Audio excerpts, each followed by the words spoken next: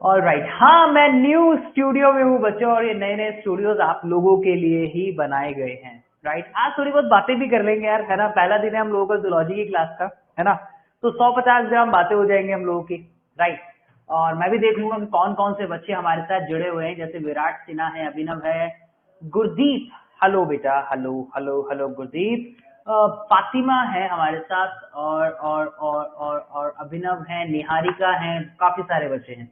बच्चों इस class 11th की बायोलॉजी आप लोगों ने ऑप्ट की है, और बहुत बहुत सारे हमारे पास वास्ट ऑप्शंस होते हैं जब हम क्लास 12th से निकल कर जाते हैं इस बायोलॉजी पढ़ने के बाद, बशर्ते आप लोगों ने उसको ठीक तरह से पढ़ा है या नहीं। और ये चीजें सभी सब्जेक्ट पे अप्लाई भी होती हैं बच्चों।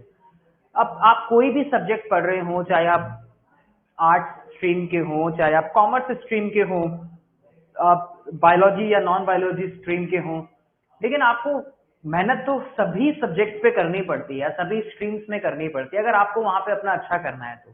ये बात आप जानते हो शायद। इस बात से आप, आपके फ्रेंड्स, आपके चाहने वाले, आपके गार्जियंस, ये सब सहमत होंगे कि बेटा स्ट्रीम कोई सी भी लो, लेकिन आपको पढ़ना तो देखो पड़ेगा। पढ़ाई तो दोनों में ही करनी पड़ेगी ना।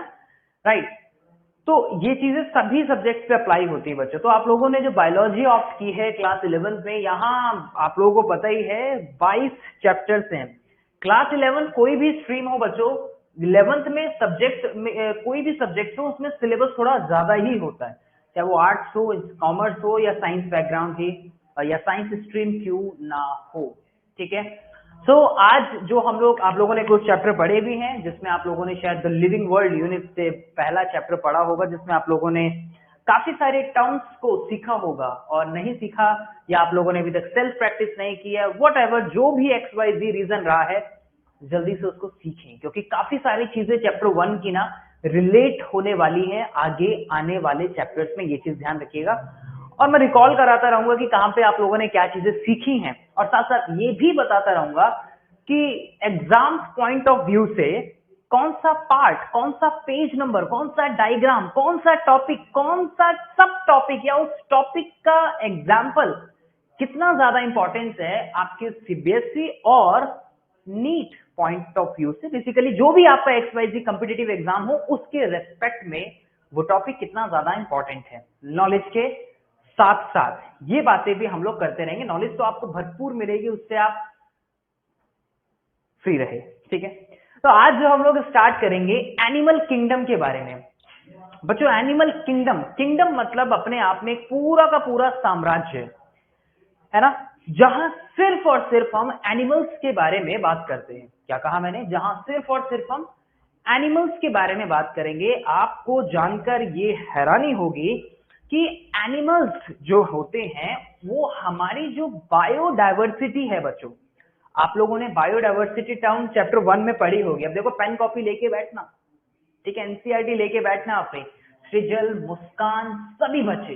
ठीक है, हाँ बायोलॉजिकल क्लासिफिकेशन खत्म हो गया। अरे वाह, बायोलॉजिकल क्लासिफिकेशन खत्म हो गया, तो फिर तो मैं यानी कि 2-4 टर्म्स और डिस्कस कर सकता हूं आप लोगों के साथ फ्री माइंड होके। ठीक है, तो बच्चों आप लोगों ने बायोडायवर्सिटी पढ़ा है चैप्टर 1 में। बायोडायवर्सिटी में शायद आप लोगों ने ये जाना होगा कि हमारी डायवर्सिटी कितनी बड़ी है। इस डायवर्सिटी में लाखों ऑर्गेनिज्म प्रेजेंट होते हैं, या हैं लाखों स्पीशीज प्रेजेंट हैं अलग अलग तरह की, और सभी अपने अलग अलग हैबिटेट में रहते हैं, चाहे वो टेरेस्ट्रियल हो, चाहे वो हवा में रहने वाले हो, या फिर वो पानी में रहने वाले हो, या वो जमीन में मिट्टी में रहने वाले हो, या सॉइल के अंदर रहने वाले हो। काफी अलग अलग जगह प्रजातियां, स्पीशीज आपको देखने को मिलती हैं। यही तो वैरायटी है ना। जो वैरायटीज की हम लोग बात करते हैं बायोडायवर्सिटी में, बायो मतलब लिविंग और डायवर्सिटी मतलब variety, variety of living organism. आप लोगों ने चैप्टर 1 में बायोलॉजिकल नेम के रूल्स सीखे, जैसे आपने प्रोफेसर कार्लस लिनियस के वे में पढ़ा होगा। मेरा मतलब है कि वहां आपने स्पीशीज और जीनस टर्म को सीखा कि किस तरीके से हम एक बोटानिकल या फिर जोलॉजिकल नेम को रिप्रेजेंट करते हैं। जब आप लोगों ने जोलॉजिकल नेम शायद सीखे होंगे, तो आपने एक बात वहां पर यह भी सीखी होगी कि एनिमल्स की संख्या इतनी ज्यादा है कि जब हम उनके बायोलॉजिकल नेम लिखते हैं ना बच्चों, तो स्पीशीज और जीनस सेम सेम होने लगते हैं। क्या ये बात आप लोगों ने सीखी? क्या ये बात आप लोगों ने सीखी कि जब आप लोगों ने चैप्टर 1 में वैरायटी के बारे में पढ़ा, बायोडाइवर्सिटी यानी कि वैरायटी ऑफ लिविंग ऑर्गेनिज्म के बारे में पढ़ा, तो आपने ये सीखा कि एनिमल्स की जीनस और स्पीशीज सेम हमें देखने को मिलती है। क्या कोई एक बच्चा मुझे इसका एग्जांपल बता सकता है? गुरदीप कहते हैं नो, सृजल कहते हैं यस, ईशांक कहते हैं यस, और genus plus species author name बताते हैं। बच्चों फॉर एग्जांपल मैं आपको बताता हूं, जैसे आपने सुना होगा नाजा नाजा, नाजा नाजा मित्रा तो दूर, वो वाला मित्र, वो वाला नहीं, अरे यार सिंपली आप लोगों ने सीखा होगा ना। ओहो, कर देना फिर बात।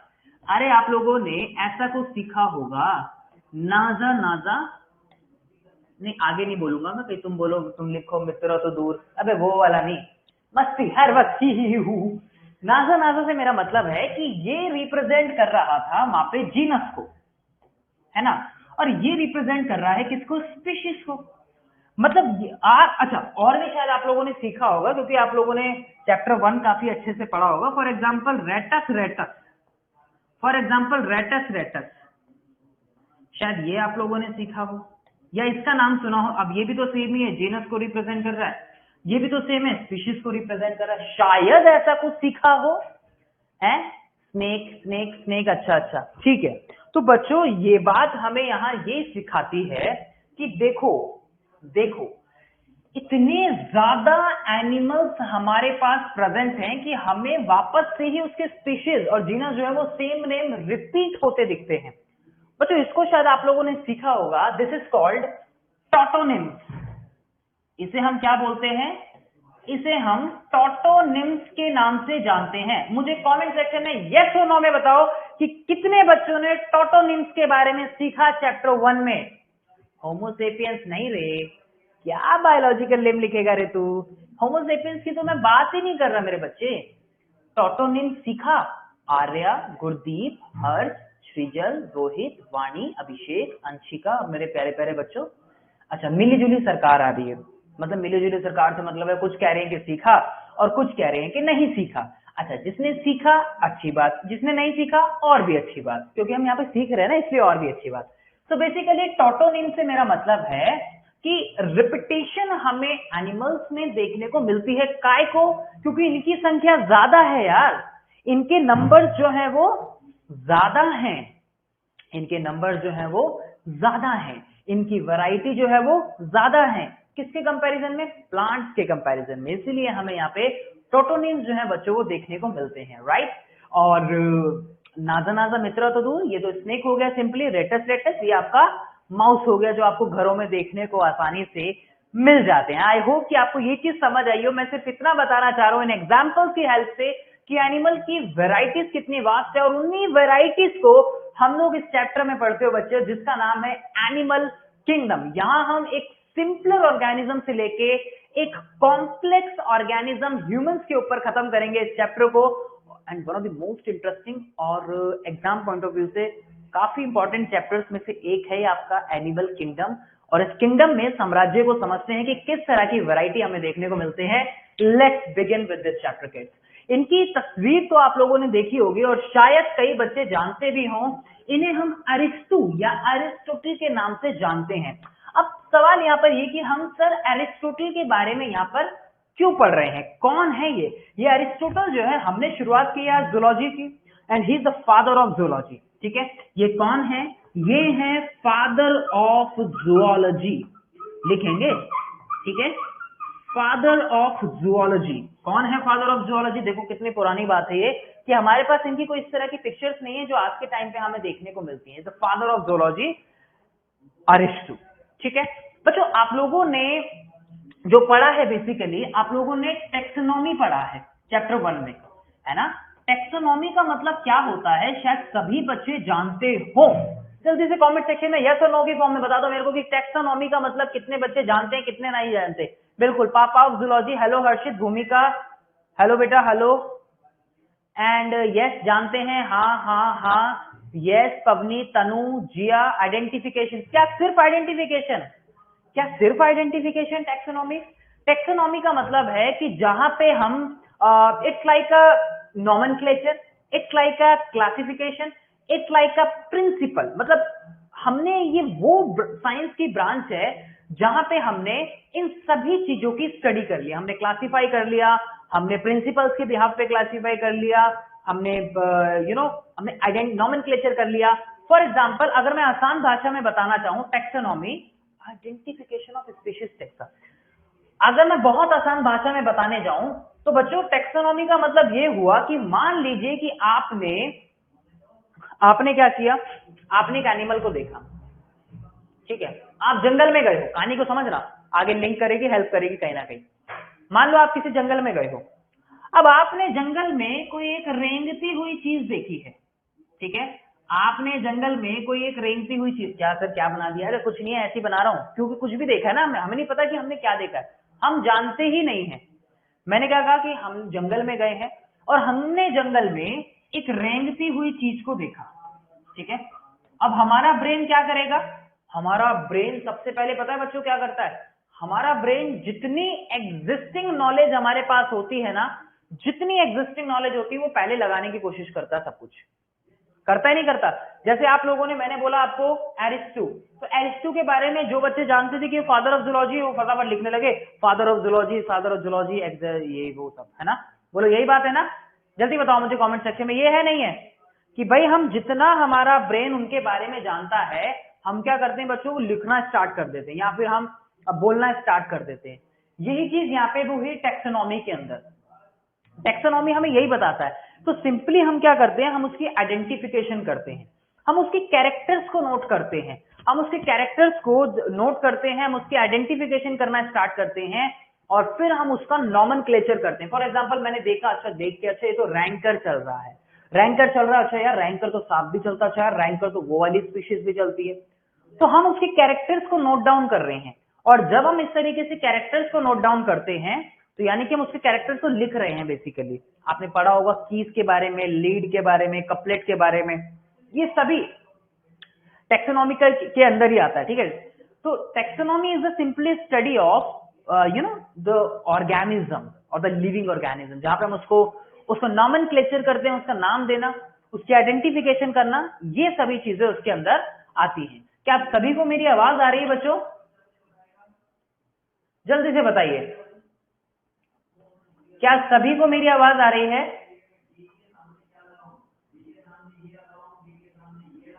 क्या सभी को मेरी आवाज आ रही है? पलक, अभिनव, आप लोगों के मैसेज, ओके, पलक, अभिनव, सृजल, ग्रेट, ठीक है, बहुत बढ़िया, ठीक है बच्चों। अब हम थोड़ा सा आगे बात करेंगे, आगे यानी कि अब इन्होंने किया क्या, जो अरिस्टो थे, अरिस्टो ने बेसिकली किया क्या, इन्होंने हमें टेक्सोनॉमी, मतलब फादर ऑफ जूलॉजी तो हमने इनको बोला ही बोला, तो फादर ऑफ जूलॉजी के साथ साथ इन्होंने क्या किया, इन्होंने एनिमल्स को सबसे पहले डिवीजन करना स्टार्ट कर दिया बच्चों। किस तरीके से डिवीजन किया, इन्होंने क्लासिफाई किया एनिमल्स को दो ग्रुप में, ठीक है। इन्होंने क्या किया, he classified animals into two groups, ठीक है। इन्होंने दो ग्रुप्स में डिवाइड कर दिया बच्चों, ठीक है। कौन कौन से, दो टाइप से, एक थे एनेमा, ठीक है, देखो ध्यान से देखना मैंने क्या लिखा है, एनेमा, और एक होता है बच्चों इनेमा, एनेमा एंड इनेमा, ठीक है। दो पार्ट्स में हमने इनको डिवाइड कर दिया, इनेमा एंड एनेमा। देखो बायोलॉजी में कितने बच्चे मेरे ये बात जानते हैं कि जब भी हम किसी वर्ड के आगे ए लगाते हैं तो उसका मतलब क्या होता है? कितने बच्चे मेरे जानते हैं कि जब भी हम बायोलॉजी के आगे किसी वर्ड में ए लगाते हैं तो उसका मतलब क्या होता है? उसका मतलब होता है नॉट, राइट? उसका मतलब क्या होता है? नॉट। तो यानी कि इन्होंने जो डिवीजन यहाँ पे किया वो रेड ब्लड और नॉन रेड ब्लड वालों का डिवीजन कर दिया बच्चों, ठीक है। एनेमा का मतलब वो organism do not have red blood cell, do not have red blood cell, ठीक है। और दूसरे जो ऑर्गेनिज्म थे बच्चों, वो ऑर्गेनिज्म थे जिनके पास रेड ब्लड सेल्स प्रेजेंट थी, रेड ब्लड सेल्स प्रेजेंट थी, ठीक है।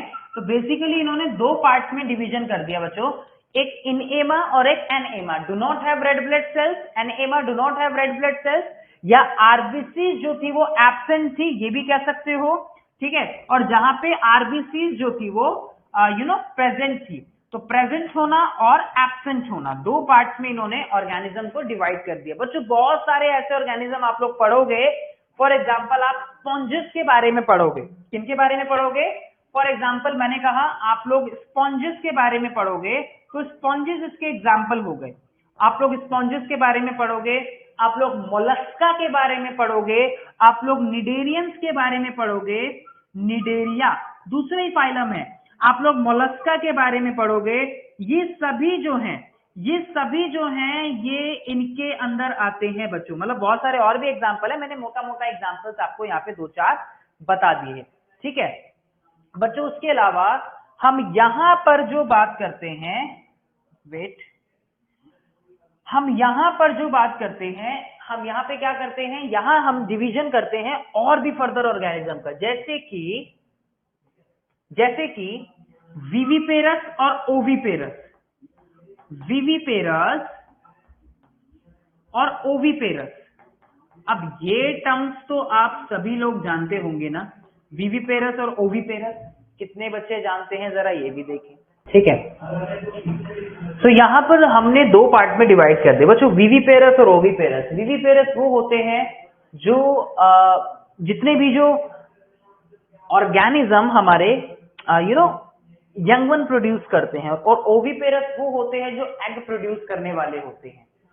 ओविपेरस वो होते हैं जो एग प्रोड्यूस करने वाले होते हैं।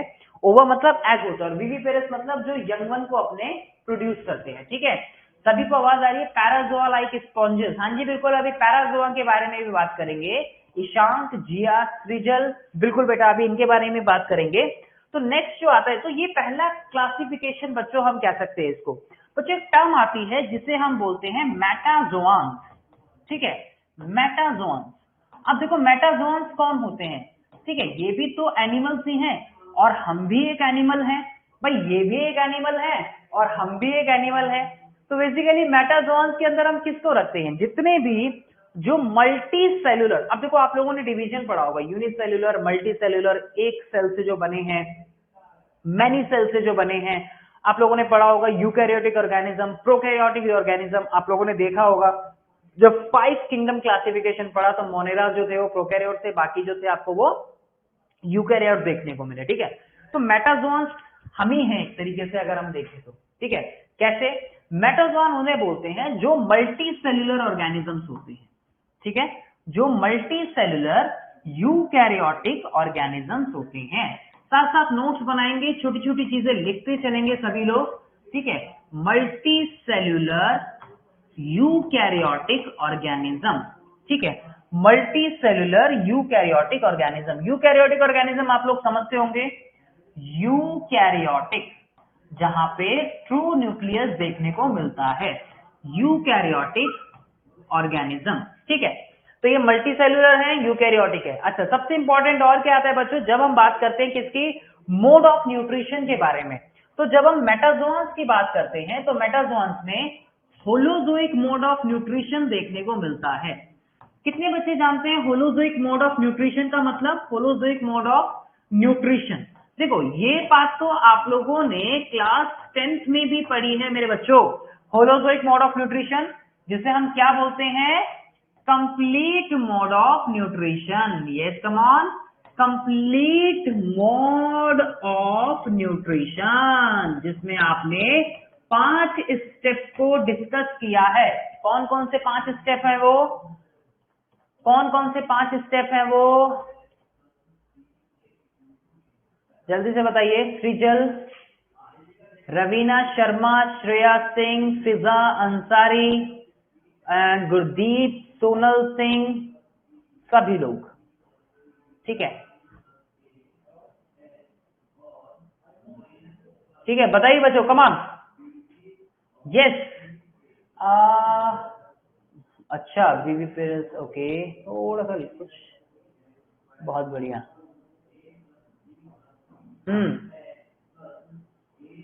ओके, मेटाजोन्स पूछते हैं, ये क्या होता है बेटा, बताया तो अभी।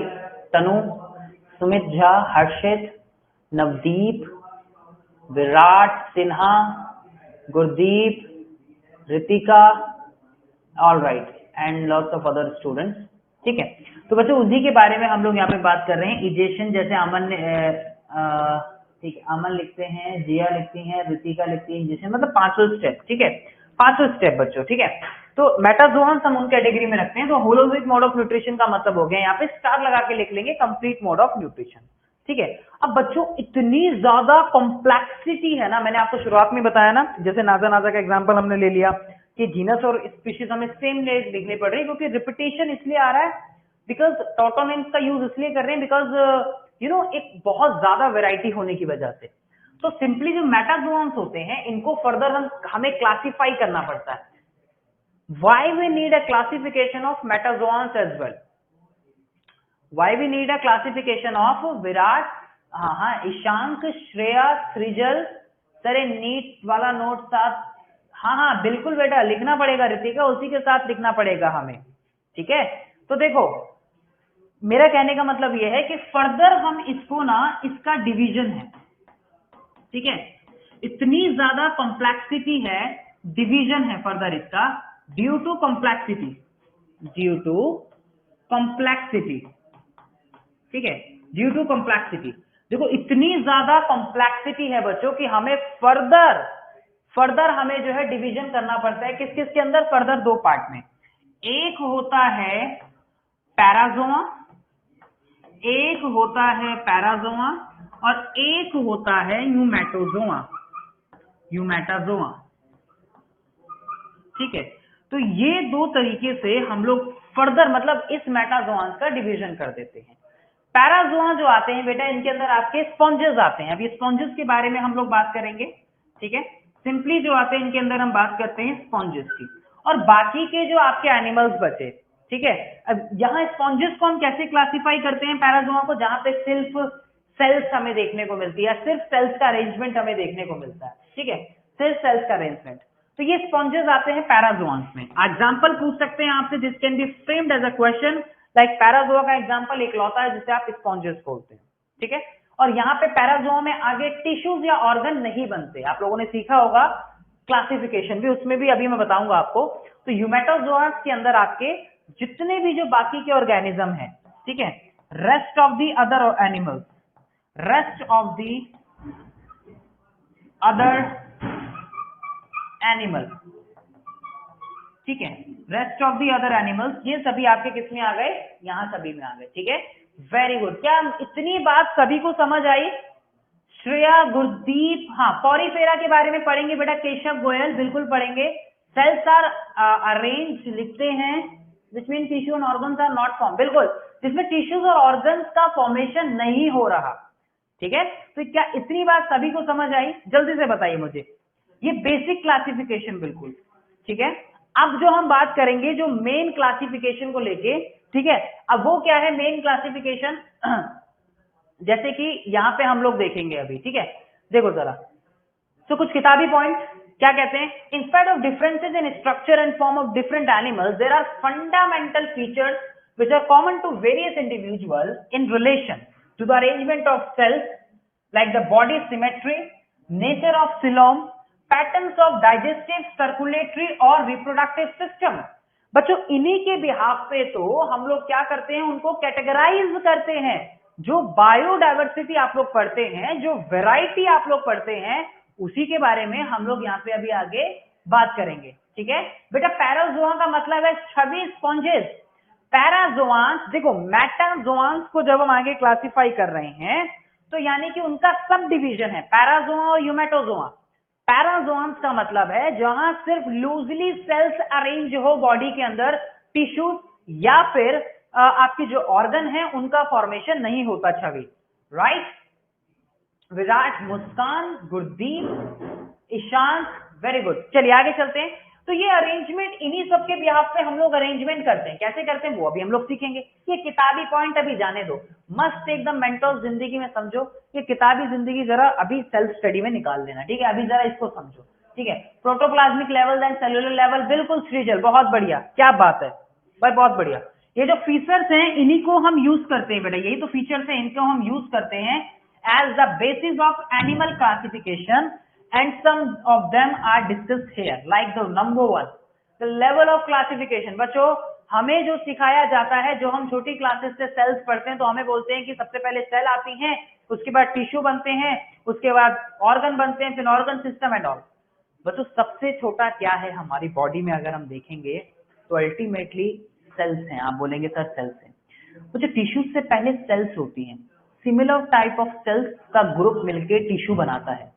लेकिन जो सेल्स होती हैं वो भी तो एक एटम या एक छोटे छोटे पार्टिकल्स से मिलके बनती हैं, और उन पार्टिकल्स को आप नाम देते हो, किसी को कार्बोहाइड्रेट बोलते हो, किसी को आप प्रोटीन बोलते हो, किसी को आप फैट बोलते हो। These all are the molecules, है ना। इन मॉलिक्यूल्स की जरूरत है ना बेटा। सेल सबसे छोटी है आदित्य, मुस्कान, ईशांक, नैतिक, हाँ मैं वही बोल रहा हूँ बेटा कि जो सब atom according to the theory, है ना बेटा। सबसे छोटा पॉइंट क्या है, हम सबसे छोटे लेवल पे क्या देखते हैं, बेसिकली हमारी बॉडी किससे बनी है।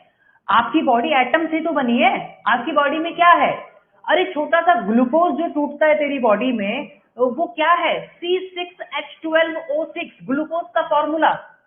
उससे भी छोटा 3 कार्बन मॉलिक्यूल, पायरुवेट। बेसिकली बन क्या रहा है तो कार्बन, हाइड्रोजन एटम, वाटर, यही सब तो है, नाइट्रोजन, ये सब क्या है, ये सब एटम ही तो है भाई। ये सब तेरी बॉडी में एग्जिस्ट कर रहे हैं, तभी तो सेल चालू है। इन माइक्रो और मैक्रो मॉलिक्यूल्स की वजह से तो तेरी बॉडी चल रही है। बेसिकली बायोमॉलिक्यूल्स जिसको बोलते हैं, उनकी तो बात हम नहीं करते। एटम्स यहां भी बिल्कुल। बताओ जरा, अगर ये नहीं होंगे तो बॉडी कैसे चलेगी। इन एटम्स के बिना चल सकते हैं। अरे आप टीवी के एड वाले भी बोलते हैं कि आपकी बॉडी 60 से 90% पानी से बनी है। पानी में क्या है, H2O। H2O क्या है, हाइड्रोजन और ऑक्सीजन। हाइड्रोजन और ऑक्सीजन क्या है, एलिमेंट। एलिमेंट क्या है, एटम। अरे बोलो यार, हाँ राइट। तो basically what the point is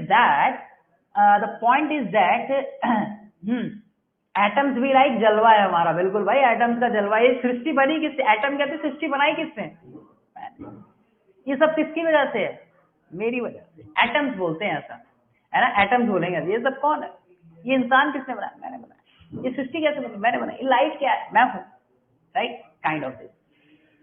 so the point is that सब कुछ बेटा ये एटॉमिक लेवल पे बात चल रही है। तो बेटा सबसे पहले जब हम लेवल ऑफ ऑर्गेनाइजेशन देखते हैं ना, तो मेरे बच्चों सबसे पहला आता है प्रोटोप्लाज्मिक लेवल, ठीक है। प्रोटोप्लाज्मिक लेवल बेटा, प्रोटोप्लाज्मिक, प्रोटो और प्लाज्मा दो वर्ड मिलकर बना रहे हैं। प्रोटोजोआन जो होते हैं ना, यानी कि जितनी भी जो बायोलॉजिकल एक्टिविटी है वो एक तरीके से ए सेलुलर लेवल पे काम चल रहा है। ए सेलुलर लेवल पे जो प्रोटोजोआन्स होते हैं, ठीक है। जैसे हम बात करते हैं किसकी बेटा, प्रोटोजोआन्स की। इन प्रोटोजोआन्स, ठीक है। तो जो प्रोटोजोआन्स होते हैं वहां हमें ये प्रोटोप्लाज्मिक लेवल देखने को मिलता है, ठीक है। यानी कि ए सेलुलर बॉडी ऑर्गेनाइजेशन कैसे देखने को मिलता है, ए सेलुलर बॉडी, कैसा, ए सेलुलर बॉडी, ठीक है। तो ये ए सेलुलर बॉडी क्या करती है, यही ए सेलुलर बॉडी परफॉर्म करती है all function, perform all the function, ठीक है। या हम ये भी कह सकते हैं perform all the biological function, ठीक है। ऑल दी बायोलॉजिकल फंक्शन जो है बेटा ये परफॉर्म करते हैं, ठीक है। ये बात एकदम सबको क्लियर हो गई है। सर वो वायरसेस में भी दिखती है। वायरसेस तो बेटा बॉर्डर लाइन पे है, ना वो लिविंग है और ना ही वो नॉन लिविंग है शांत, वो तो बेचारे कहीं के नहीं है। प्रोटोप्लाज्मिक लेवल के बाद हम लोग बात करते हैं बच्चों सेल्यूलर लेवल की। किसकी बात करते हैं, cellular level of organization, cellular level of organization यानी कि जहां पे बॉडी की जो एक्टिविटीज है, वही एक्टिविटीज जो मॉलिक्यूल्स करा रहे हैं, वही जो आपकी डेली लाइफ है, वही जो आपकी फिजियोलॉजी है बच्चों, ठीक है। तो बच्चों सेल्स यहाँ पे प्रेजेंट होती हैं, लेकिन सेल्स का जो अरेंजमेंट होता है, यहां सेल्स का अरेंजमेंट होता है, सेल्स का अरेंजमेंट कैसा होता है, लूजली अरेंज्ड होती हैं सेल्स, सेल्स का अरेंजमेंट, सेल्स का अरेंजमेंट, सेल्स का अरेंजमेंट लूजली होता है बच्चों, ठीक है, लूजली होता है, और ऐसा लूजली होता है कि वो आगे जाके टिश्यूज नहीं बनाती, आगे जाके टिश्यूज का फॉर्मेशन नहीं करती, ठीक है। हाँ जी बिल्कुल, वायरस कहीं कहीं का नहीं रहा, ठीक है। तो ये पहला हो गया, ये दूसरा हो गया, ठीक है। सेलुलर लेवल यानी कि सेल्स का अरेंजमेंट कैसा होता है, दे आर अरेंज इन अ यानी कि लूज सेल एग्रीगेट, ठीक है। और इस तरीके से डिवीजन हमें सेल्स का कुछ ऐसे देखने को मिलता है। यहाँ पे जो बेस्ट एग्जांपल्स हम लोग बोलते हैं, हम मानते हैं स्पॉन्जेस को, ठीक है, क्योंकि स्पॉन्जेस एक ऐसे जहाँ पे सेल्यूलर लेवल ऑफ ऑर्गेनाइजेशन देखने को मिलता है।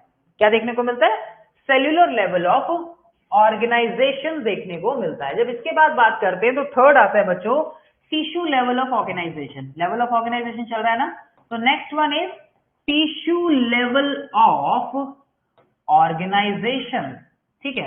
अब यहाँ पे बॉडी में टिश्यूज प्रेजेंट होते हैं, यानी कि जो सिमिलर टाइप ऑफ सेल्स होती हैं वो क्या बना देती हैं, वो टिश्यूज बना देती हैं। जैसे आप पढ़ोगे किसमें, जैसे आप लोग पढ़ेंगे सिलेंट्रेट्स के अंदर, ठीक है, जैसे आप पढ़ेंगे किसमें, सिलेंट्रेट्स के अंदर, ठीक है। अभी आप पढ़ेंगे आगे सिलेंट्रेट्स के बारे में, ये भी एक ऑर्गेनिजम्स हैं बच्चों, निडेरियंस जिसको आप जैसे आप पढ़ोगे अभी, ठीक है। प्रोटोप्लाज्मिक लेवल नैतिक बेटा जहां पे ए सेल्यूलर बॉडी होती है, ठीक है। अब जैसे वायरसेस है, वायरसेस के पास कुछ नहीं है, ठीक है बेटा, नोट करो जी, हाँ ठीक है। फिजा राइट बेटा, मुस्कान, गुरदीप, दिशा, श्रेया, हर्ष बेटा। ए सेल्यूलर का मतलब अन्य क्या होता है मेरे बच्चे, ए सेल्यूलर का मतलब होता है अन्य, ए सेल्यूलर, सेल्यूलर मतलब जो सेल्यूलर लेवल पे, नॉट, ए का मतलब क्या होता है, नॉट सेल्यूलर, नॉट सेल्यूलर यानी कि जिसकी बॉडी में वो सेल्स उसके पास प्रेजेंट नहीं है। Harshit, Sumit, Manish, is that clear to everyone, ठीक है। कोई बात नहीं, आप लोगों को पीपीटी मिल जाएगी। नोट कर रहे हैं जो बच्चे, नोट कर रहे हैं, बहुत बढ़िया बात है जो बच्चे नोट कर रहे हैं, ठीक है। अब एग्जाम्पल में था, मैं एग्जाम्पल पे था, गुमराह नहीं करें। टिश्यू लेवल ऑफ ऑर्गेनाइजेशन की बात चल रही थी बच्चों, तो टिश्यू लेवल ऑफ ऑर्गेनाइजेशन यहाँ पे आ गया हमारा, यानी कि टिश्यू, अब जब सेल्स मिलती हैं तो टिश्यूज बनते हैं, ठीक है। यानी कि सिमिलर टाइप ऑफ सेल्स जब मिलेंगी तभी तो टिश्यू बनेंगे।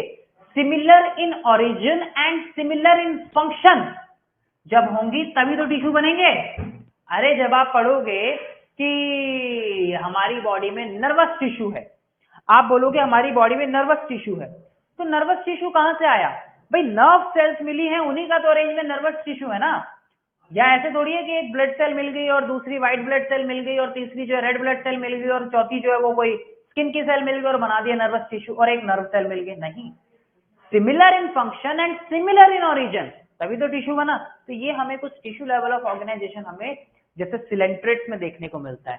जैसे कहीं आप पढ़ोगे टीनोफोर्स, ठीक है, जैसे आप पढ़ोगे टीनोफोर्स के बारे में, उनके अंदर हमें देखने को मिलेगा टीनोफोर्स। मतलब ये तो मैं डायरेक्टली आप लोगों को एग्जांपल्स बता रहा हूँ, ठीक है, ये तो हमारा एग्जांपल्स की फॉर्म में हो गया कि ये किसके अंदर देखने को मिलेगा, ठीक है। तो इनके अंदर टिश्यूज का अरेंजमेंट होता है। नेक्स्ट जो हम लोग बात करते हैं बच्चों यहाँ पे, वो आता है फिर हमारा ऑर्गन सिस्टम लेवल। जब हम हायर ऑर्गेनिजम्स की तरफ जाएंगे तो आएगा हमारा ऑर्गन लेवल, ठीक है। ऑर्गन लेवल के बाद हम इसमें लिख देते हैं ऑर्गन लेवल। ऑर्गन लेवल के बाद आएगा हमारा बच्चों organ system level, organ system level, ठीक है। तो ये इस तरीके से हम अलग अलग लेवल्स के बारे में बात करेंगे बच्चों, राइट। ऑर्गन लेवल में अगर मैं बात करूं तो जहां पे ऑर्गन सिस्टम परफेक्टली ना बने हो, फॉर एग्जांपल अगर मैं ले लूं यहाँ पे प्लेटीहेल्मिन्थ्स को, अभी बात करेंगे, ध्यान रखना, प्लेटीहेल्मिन्थ्स को ले लूं मैं। हेल्मिन्थ्स होते हैं जो वर्म्स होते हैं, ठीक है। प्लेटीहेल्मिन्थ्स को अगर मैं ले लूं तो बेटा इसके अंदर हमें क्या देखने को मिलते हैं, इनके अंदर हमें ये ऑर्गन, एक मिनट, इनके अंदर हमें ये organ system, organ level organization देखने को मिलती है, right. Is that clear to everyone? क्या ये पॉइंट सबको समझ आया? ठीक है। और उसके बाद हमें Manish, Gurdeep, organ system level पे जब हम आते हैं तो ये हमारे जितने भी जो हायर एनिमल्स होते हैं, जैसे कि हम, ये सभी हमारे जो हायर एनिमल्स हैं, ये हायर एनिमल्स इनको बिलोंग करते हैं, ठीक है। सभी जो हायर एनिमल्स आते हैं बेटा वो organ system level of organization के अंदर आते हैं, यानी कि इंक्लूडेड अस, भाई हम भी तो इसी लेवल के अंदर आते हैं। इज दैट क्लियर और नॉट? भाई हम भी तो इसी में है ना। तो ये इस तरीके से हम लोग यहाँ पे देखते हैं, सिलेंट्रेट, बिल्कुल नो गुमराहिंग, ओके जी, ठीक है। तो ये बात समझे सभी? मेरे हिसाब से सभी को ये पॉइंट अच्छे से समझ आया होगा, ठीक है। जब हम मोलस्क की बात करेंगे, जब हम एस्केल्मेंट्स की बात करेंगे, जब हम काइनोडर्म्स की बात करेंगे, जब हम कॉर्डेट्स की बात करेंगे, जब हम ऑर्थ्रोपोड के बारे में बात करेंगे, तो हम सभी इनको डिस्कस करेंगे, है ना। क्या कहा मैंने? हायर एनिमल्स में मेरा मतलब है जब हम मोलस्का की बात करेंगे, जब हम मोलस्का की बात करेंगे, या जब हम इकाइनोडर्मेटा की बात करेंगे, या जब हम ऑर्थ्रोपोडा की बात करेंगे, या जब हम सभी कॉर्डेट्स के बारे में बात करेंगे, तो इसका मतलब हम किसके बारे में बात कर रहे होंगे बेटा? हम बात कर रहे होंगे organ system level of organization के बारे में, ठीक है जी। ये पॉइंट सभी को क्लियर हो गया होगा अच्छे से बच्चों। अब आगे चल रहे हैं,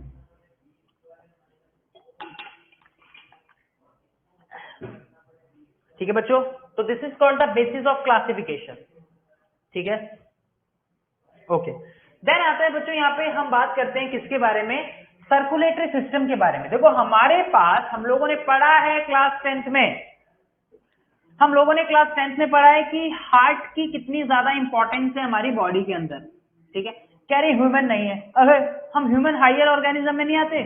अबे खुद को कम समझते होगा किसी से?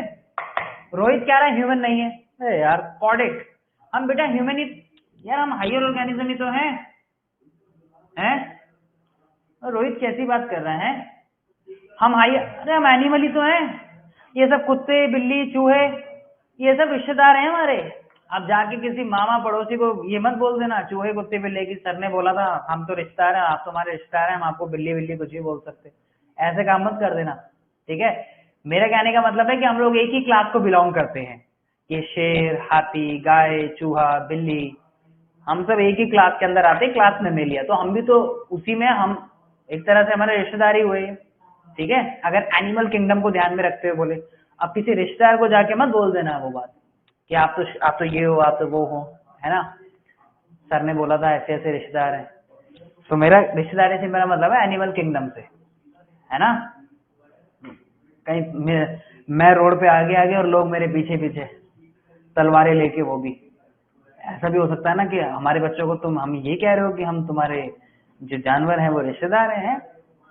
एनिमल किंगडम के पॉइंट ऑफ व्यू से देखें तो रिलेटिव है, कहीं मैं आगे और लोग मेरे पीछे, समझ गए ना। हाँ ऐसे काम मत करना बस, ठीक है। अभी तो बहुत हंसी आ रही है, फिर बाद में मेरी मीम्स पे कहीं हंसो कि ये तो अरे सर ने तो हमें क्लास भी बोला था, है, ऐसे काम मत करवा देना। तो सर्कुलेटरी सिस्टम, बेसिकली हम लोगों ने क्लास 10th में बच्चों सीखा है सर्कुलेटरी सिस्टम के बारे में, जिसमें हमने ह्यूमन हार्ट को बहुत अच्छे से डिस्कस किया है, ठीक है। और उसमें हमने ये नहीं सीखा कि किस टाइप से होता है। आप लोगों ने ह्यूमन हार्ट को समझा, उसके फंक्शनिंग को समझा 10th में। बच्चों सर्कुलेटरी सिस्टम दो टाइप से होता है, एक होता है ओपन टाइप और एक होता है क्लोज टाइप, ठीक है। अब देखो ओपन टाइप का मतलब होता है in which the blood is pumped out of the heart and the cells and the tissues are directly bathed in it. Basically यहाँ पे कोई हमें कैपिलरीज वगैरह या ब्लड वेसल्स देखने को नहीं मिलती। आप लोगों ने क्लास 10th में पढ़ा है कि आपने आर्टरीज पढ़ी हैं, आपने वेन्स पढ़ी हैं, आपने कैपिलरीज पढ़ी हैं। कहने का मतलब आप लोगों ने ट्यूब पढ़ा है, एक रास्ता पढ़ा है, जिन रास्तों से, जिन ट्यूब में से ब्लड फ्लो करता हुआ निकलता है ना। लेकिन जब हम ओपन टाइप सर्कुलेटरी सिस्टम की बात करते हैं तो वहां ये सब हमें देखने को नहीं मिलता। बेसिकली जो टिश्यूज होते हैं वो डायरेक्टली उसके अंदर बाथेड होते हैं, हम ये कहते हैं, क्योंकि कोई एक रास्ते से या एक ट्यूब के थ्रू वो ब्लड फ्लो नहीं होता। तो दैट्स वाई हम इसको बोलते हैं कि in which blood is pump out of the heart, number 1, and number 2 the cells and the tissues are directly bathed in it. लेकिन जब हम क्लोज्ड सर्कुलेटरी सिस्टम की बात करते हैं तो यहाँ पे स्पेशल रास्ते होते हैं, और वो रास्ते बनते हैं आर्टरीज, वेन्स और कैपिलरीज से, इन ट्यूब्स के थ्रू।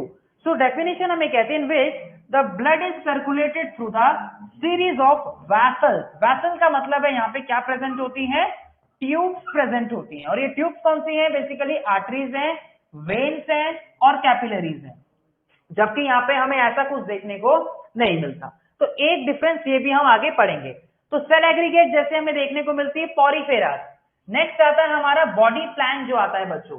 अभी बॉडी प्लान हमें क्या बताता है, ठीक है, पॉरीफेरा जैसे सेल एग्रीगेट होती है। आप लोगों ने अभी फ्रॉग कौन से टाइप में आता है सर, बेटा फ्रॉग आता है एम्फीबियंस में, ठीक है।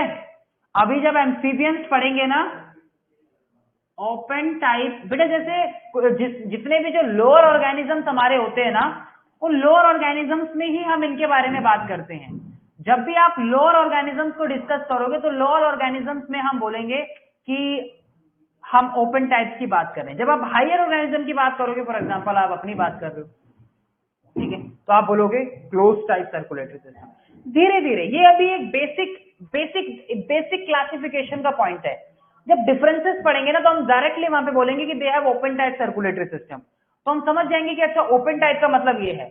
जब हम आगे पढ़ेंगे तो बोलेंगे कि they have closed type circulatory system. जब उनके कैरेक्टरिस्टिक पढ़ेंगे ऑर्गेनिज्म के तो आप समझ जाओगे कि अच्छा ओपन टाइप का मतलब ये था और क्लोज टाइप का मतलब ये था। तो अच्छा इन ऑर्गेनिज्म के पास ओपन टाइप है और इनके पास क्लोज टाइप है, ठीक है। अभी सिर्फ बेसिक, ठीक है। सर आप कहाँ थे इतने दिनों से, अरे मैं यहीं था भाई, ठीक है, ठीक है।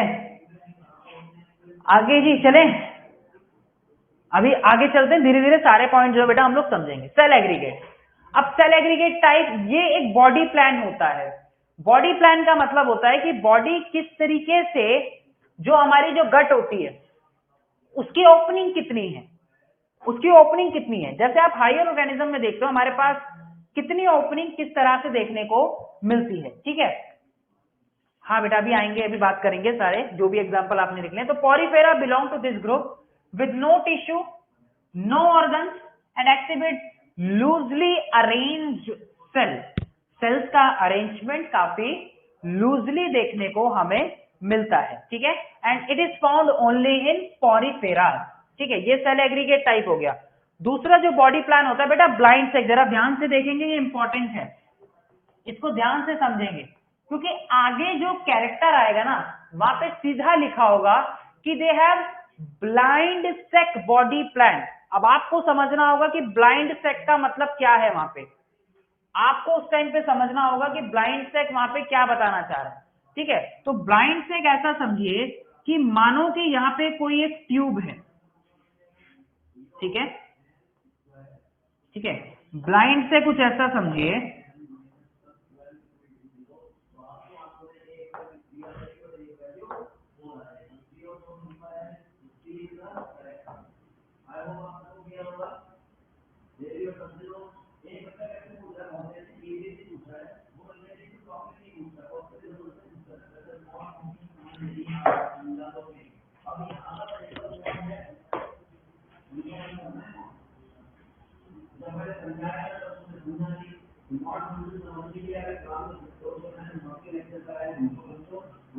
बंद, बिल्कुल बंद, समझ रहे हो। या फिर सिंपली इसको क्या बोल सकते हो, या फिर इसको सिंपली कैसे बना सकते हो, देखो और देखो हम सिंपली इसको कैसे बना सकते हैं, ये देखो जरा सिंपली आप इसको कैसे बना सकते हो। अभी एक पॉइंट में आपको समझ आएगा बहुत अच्छे से, देखना जरा। ऐसा समझिए कि यहां पे एक ओपनिंग है सिंपल, ठीक है, ये एक ओपनिंग है, ठीक है। अब कुछ भी एंटर करता है वो यहां से आएगा, बॉडी के अंदर गया, बॉडी के अंदर गया, वापस आया और इसी ओपनिंग से जो है वो बाहर निकल गया, ठीक है। मतलब यहीं से इन कर रहा है इसी ओपनिंग से, और यहीं से आउट हो रहा है, ठीक है, यहीं से इन कर रहा है, यहीं से कुछ आउट हो रहा है, देख रहे हो, एक ही ओपनिंग है जहां से इन और आउट हो रहा है, this is called the blind सेग, ठीक है, ठीक है, यहीं से इन हो रहा है और यहीं से आउट आ रहा है, बेटा इसको बोलते हैं जो आपका ब्लाइंड सेक बॉडी प्लान। कहने का मेरा मतलब ये है कि बेटा यही इसके लिए माउथ का काम करेगा, यही इसके लिए माउथ का काम करेगा, एंड यही इसके लिए एनस का काम करेगा, यही इसके लिए माउथ का काम करेगा और यही इसके लिए एनस का काम करेगा, एक ही है, ठीक है, बस खत्म, बस।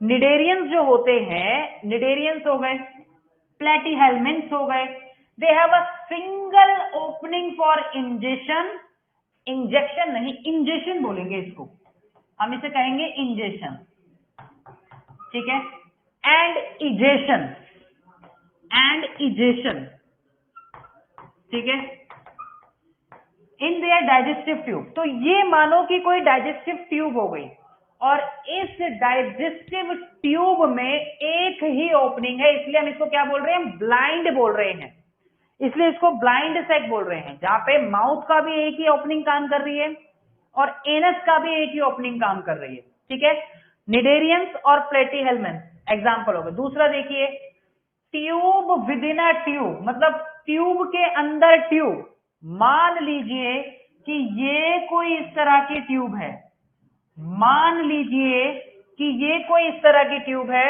और यहां पे इसमें एक ओपनिंग है और यहां पर इसके अंदर एक ओपनिंग है, दो ओपनिंग बेसिकली हमें देखने को मिलती है, एक ओपनिंग यहां हो गई और एक ओपनिंग जो है वो यहां हो गई, तो कितनी ओपनिंग हो गई टोटल, दो ओपनिंग हो गई। एक एंड जो हो गया वो फंक्शन कर रहा है किसका, माउथ का, और दूसरा एंड जो हो गया वो फंक्शन कर रहा है किसका, एनस का, ठीक है, एक माउथ का और एक एनस का। इसका मतलब यहां से एंट्री होगी और यहां से जो है वो एग्जिट होगी, दैट्स इट। यही डिफरेंस हमें दोनों में समझना है, इसी को बोलते हैं ट्यूब विद इन ट्यूब। बिल्कुल बेटा, एनेलिडा टू कॉर्डेट स्ट्रिजल कहते हैं, एनेलिडा टू कॉर्डेट, ठीक है, एस्हेल्मेंट्स में भी देखने को मिलती है बेटा।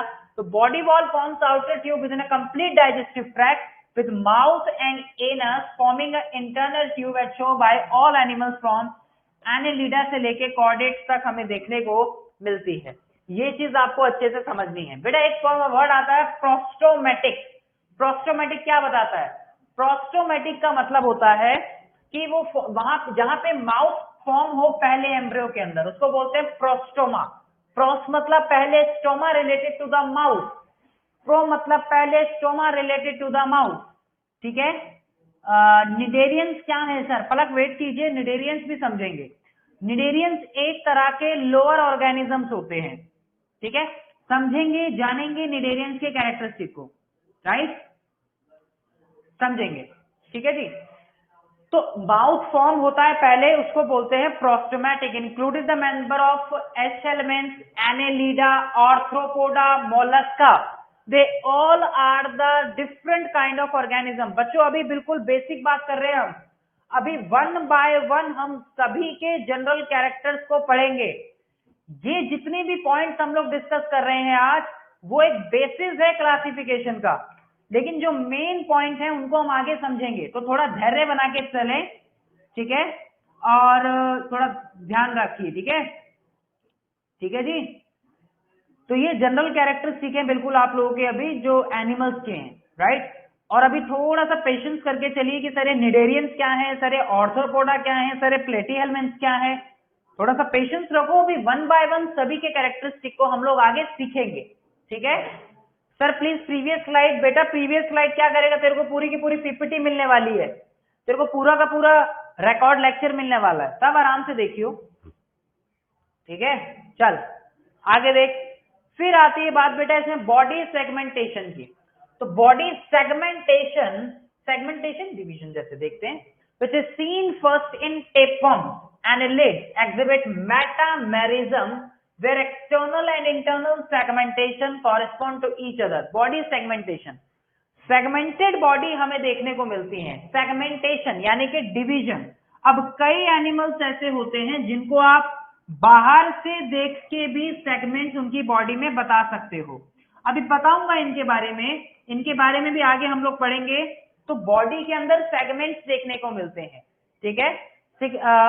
हमारी curiosity OP, imagine this are names, curious OP, yes yes yes. बिल्कुल आप लोगों को मैं बता दूं कि ये चैप्टर इतनी अच्छे से आप लोग सीखने वाले हैं और आपको ऐसी ऐसी बातें बताऊंगा, ऐसे ऐसे फैक्ट्स बताऊंगा एनिमल्स के बारे में, एंड आपको मजा आ जाएगा बच्चों, सही बता रहा हूँ। थोड़ा सा पेशेंस बना के चलिए बस, ठीक है। बहुत सारी ऐसे पॉइंट्स बताऊंगा आप लोगों को, काफी सारे, ठीक है, काफी सारे। तो थोड़ा सा पेशेंस रखिए बस। इसको बोलते हैं सेगमेंटेशन। देन सिलोम हो गया, सिलोम की बात करेंगे, अभी इसको होल्ड पे रखते हैं। Arthropod do not show complete segmentation, however in chordates internal segmentation is evident. तो एक्सटर्नल सेगमेंटेशन क्या होता है, इंटरनल सेगमेंटेशन क्या होता है, इसको आगे पढ़ेंगे हम लोग, अभी नहीं बताऊंगा, इसको आगे बताऊंगा, ठीक है। Then the important part is symmetry. Now what is this symmetry? बच्चों सिमेट्री का मतलब होता है कि हमारी बॉडी किस तरीके से डिवाइड हो सकती है, कट कर सकती है। जब आप बॉडी में से कोई प्लेन पास करते हैं, होप इस चैप्टर में मौजा ही मौजा, अरे शाम सवेरे और मौजा ही मौजा, तुम देखना जरा कितना मौजा आने वाला है, तुम जूता भूल जाओगे, ठीक है, ये ध्यान रखिएगा।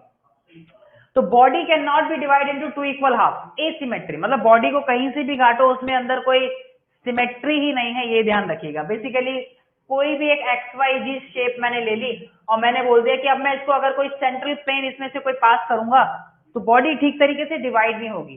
तो अगर कोई मैं प्लेन सेंटर से पास करता हूं इसमें, तो बॉडी इक्वल हाफ में डिवाइड नहीं होगी। Body can not be divided into two equal half, can not be divided into two equal half. जैसे कि स्पॉन्जेस होते हैं, जैसे कि स्नेल्स होते हैं, बॉडी को अगर कट करेंगे बीच में से, अरेंजमेंट, बेसिकली सिमेट्री जो होती है ना बच्चों, एक वर्ड आता है सिमेट्री। एसिमेट्री से पहले हम पढ़ेंगे सिमेट्री। सिमेट्री का मतलब होता है बॉडी का अरेंजमेंट कैसा है। आपकी बॉडी का अपना अरेंजमेंट है ना, तो बॉडी का अरेंजमेंट कैसा होता है, ठीक है। अरेंजमेंट यानी कि दोनों साइड या एक साइड बोल सकते हो, दोनों साइड बोल सकते हो, एक्सिस बॉडी की कैसी है। बॉडी में से अगर कोई हम सेंट्रली कोई प्लेन पास करते हैं तो बॉडी किस तरीके से डिवाइड होएगी, राइट। अरेंजमेंट बॉडी का, इन सिंपल आप सिमेट्री को बोलोगे अरेंजमेंट कैसा होता है। सिमेट्री इन मैथ्स वाली अलग है, मारूंगा तुम्हें, ठीक है। वो सिमेट्री मैथ्स वाली बात नहीं कर रहा मैं यहाँ पे, निकम्मे कहीं के, बड़े ही निकम्मे हो तुम तो यार, हैं। मैं उसकी बात कर रहा हूं यहाँ पे, बताओ जरा क्या बात कर दी तुमने। मतलब एक मिरर इमेज बन जाए, अगर हम कोई प्लेन बॉडी से पास कर रहे हैं तो क्या उसमें किस तरह की मिरर इमेज फॉर्म हो रही है, नहीं हो रही, तो इसमें नहीं होती ये, इसलिए इसको एसिमेट्री का नाम देते हैं बच्चों हम, ठीक है। एक जो आता है फिर बच्चों यहाँ पे आता है सबसे पहले हमारा, एक आता है बाइलेटरल सिमेट्री। अब देखो बाइलेटरल, बाई का मतलब होता है टू,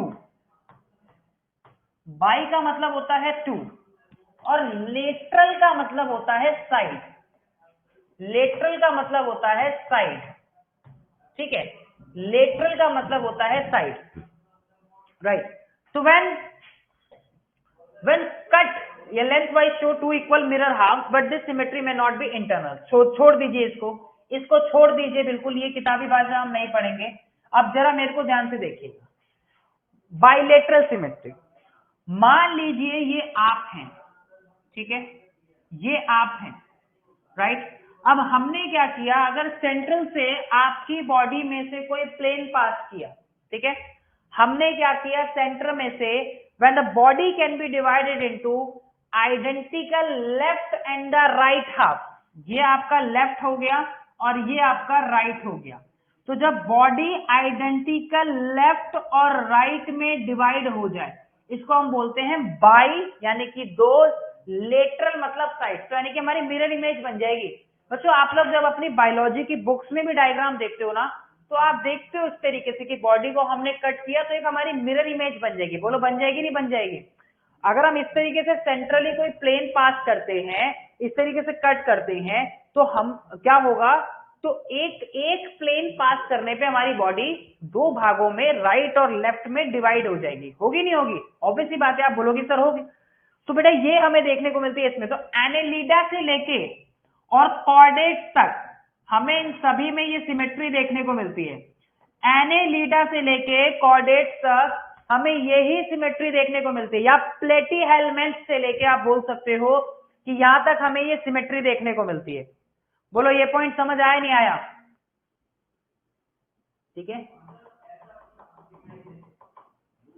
अरे बोलो। सर बाल नहीं होंगे? कौन से बाल? अब समझ आया, आज गौरव सर आए हैं इसलिए बारिश हुई है। अरे यार तुम लोग तो बस हैं, ओहो कैसी कैसी बात करते थे तुम लोग।